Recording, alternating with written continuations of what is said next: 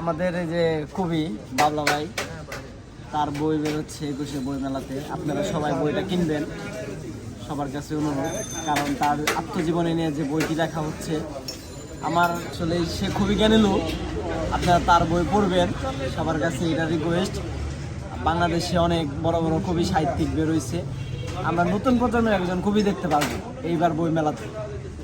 ঠিক আছে ভাই, একটা কবিতা কি বলবেন? মন নেই এখন কিছু একটা বলবেন দর্শকদের জন্য। বই আমি একটা লিখছি, আমার গার্লফ্রেন্ডের জন্য লিখছি, কিন্তু ওটা পাবলিশ করার ইচ্ছাও ছিল, কিন্তু এখন আর পাবলিশ করবো না। আমার গার্লফ্রেন্ড কালকে থেকে আমার সাথে খুব অভিমান করে আছে, এই জন্য আমি এখন আর বই পাবলিশ করতে চাচ্ছি না। আসলে অভিমান করছে কি? এই বিভিন্ন বিষয় নিয়ে, যে ঢাকা শহরে আসছি, যাযাবর জীবন কাটাচ্ছি, বিড়ি খাচ্ছি, চা খাচ্ছি, যাচ্ছি না, দেখা করছি না, এইসব নিয়ে আসলে অভিমান।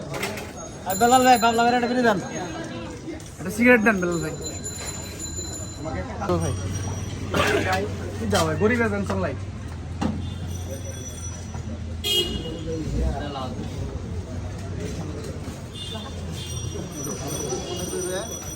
এভাবে জীবন আসে না, হচ্ছে না ব্যাপারটা। একটা কবিতা কি?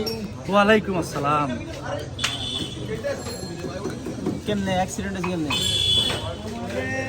সাইকুরা মোটরের বেলে পেঁচে আলাইছিল ভাই, আমি ওই কাটার মেশিনের মিস্ত্রি ভাই। কত সালে? আজকে 1 বছর। হ্যাঁ, আজকে 1 বছর। আমি যা বলি, জীবন নিয়ে যা বলতেছি, যে বললাম, এটাই কবিতা। আসলে কবিতা বলার জন্য যে শুধু তোমাকে একদম স্পেসিফিক লিখতে হবে, ব্যাপারটা এরকম না। এটা যে জীবনের কবিতা, এই সিগারেট খাচ্ছি, আড্ডা দিচ্ছি, বসে আছি, হ্যাঁ, যাযাবর জীবন কাটাচ্ছি, এটা একটা কবিতা। আসলে এইভাবে আসলে কবিতা বলা যায়। কবিতা যে তোমাকে একদম লিখা, একদম পার্টিকুলার বলতে হবে, ব্যাপারটা এরকম না। এটাও একটা কবিতা। এই যে বিল্লালের দোকানে বসে আছি, চা খাচ্ছি, বিড়ি খাচ্ছি, কবিতা, এটা সেটা আসলে কবিতা, বুঝো নাই? এই যে গার্লফ্রেন্ড রাগ করে আছে কালকে গার্লফ্রেন্ড রাগ থেকে, করছে কেন?